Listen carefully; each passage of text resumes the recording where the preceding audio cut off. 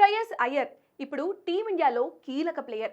కానీ వన్డే ప్రపంచ cup final తర్వాత అయ్యర్ రాత మారిపోయింది. రంజీలు ఆడాలని బీసీసీఐ చెప్పినా పట్టించుకోలేదు. దీంతో జట్టుకు దూరమయ్యాడు. సెంట్రల్ కాంట్రాక్టు కోల్పోయాడు. టీ20 ప్రపంచ కప్ జట్టుకు రోహిత్ శర్మ, విరాట్ కోహ్లీ లాంటి సీనియర్లను పిలిచి మరీ తీసుకున్న అయ్యర్ను పట్టించుకోలేదు. అయితే అనుకోని వరంగా ఐపీఎల్లో రాణించడంతో అయ్యర్ మళ్లీ లైన్లోకి వచ్చాడు. కోల్కతా నైట్ రైడర్స్ ను విజేతగా నిలిపిన అతడిని టీమిండియాలోకి తీసుకున్నారు. నిరుడు రంజీలు ఆడనని మొరాయించిన అయ్యర్ ఇప్పుడు విధిలేని స్థితిలో రంజీల్లో పాల్గొంటున్నాడు. కాగా అయ్యర్ ముంబైలో కొన్న కొత్త ఇంటి గురించి చర్చ మొదలైంది.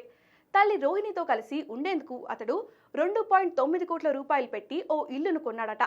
అది కేవలం 525 చదరపు గజాలు ఇల్లు మాత్రమే కావడం గమనార్హం.